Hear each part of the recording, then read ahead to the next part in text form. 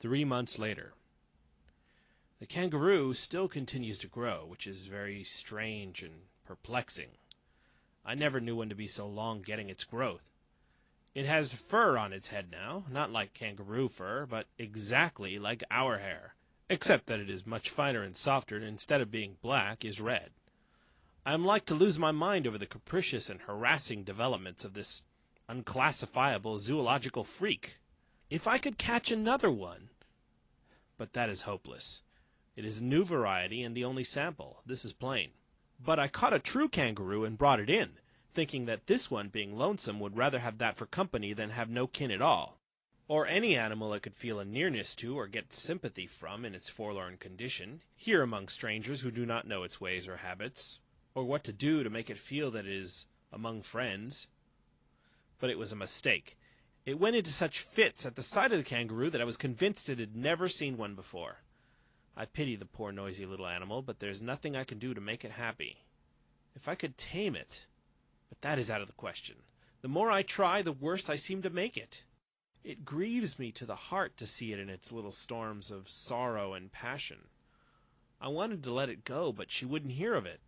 That seemed cruel and not like her, and yet she may be right. It might be lonelier than ever, for since I cannot find another one, how could it? 5 months later. It is not a kangaroo. No, for it supports itself by holding to her finger, and thus goes a few steps on its hind legs, and then falls down. It is probably some kind of a bear, and yet it has no tail, as yet, and no fur, except on its head. It still keeps growing. That is a curious circumstance, for bears get their growth earlier than this. Bears are dangerous since our catastrophe, and I shall not be satisfied to have this one prowling about the place much longer without a muzzle on. I have offered to get her a kangaroo if she would let this one go, but it did no good.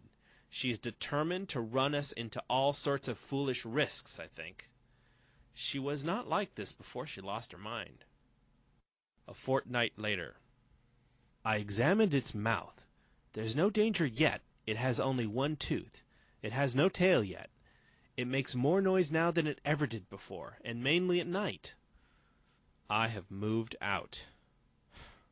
But I shall go over mornings to breakfast and see if it has more teeth.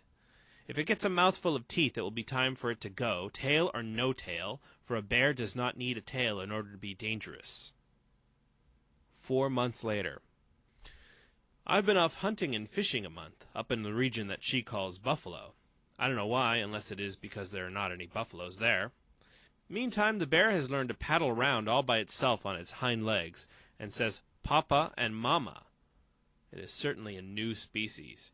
This resemblance to words may be purely accidental, of course, and may have no purpose or meaning. But even in that case, it is still extraordinary, and is a thing which no other bear can do. 3 months later. It has been a weary, weary hunt, yet I have had no success. In the meantime, without stirring from the home estate, she has caught another one. I never saw such luck. I might have hunted these woods 100 years, I never should have run across that thing. Next day. I've been comparing the new one with the old one, and it is perfectly plain that they are the same breed. I was going to stuff one of them for my collection, but she is prejudiced against it for some reason or other, so I have relinquished the idea, though I think it is a mistake. It would be an irreparable loss to science if they should get away. The old one is tamer than it was, and can laugh and talk like the parrot, having learned this, no doubt, from being with the parrot so much, and having the imitative faculty in a highly developed degree.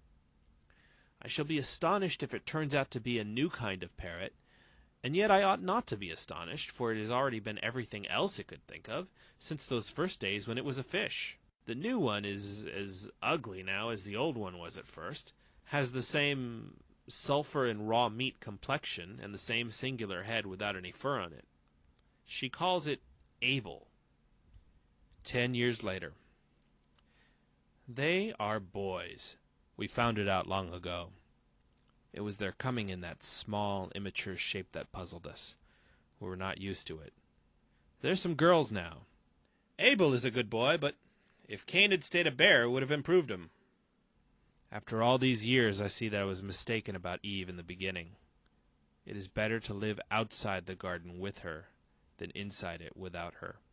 At first, I thought she'd talk too much, but now I should be sorry to have that voice fall silent and pass out of my life. Blessed be the chestnut that brought us near together, and taught me to know the goodness of her heart and the sweetness of her spirit.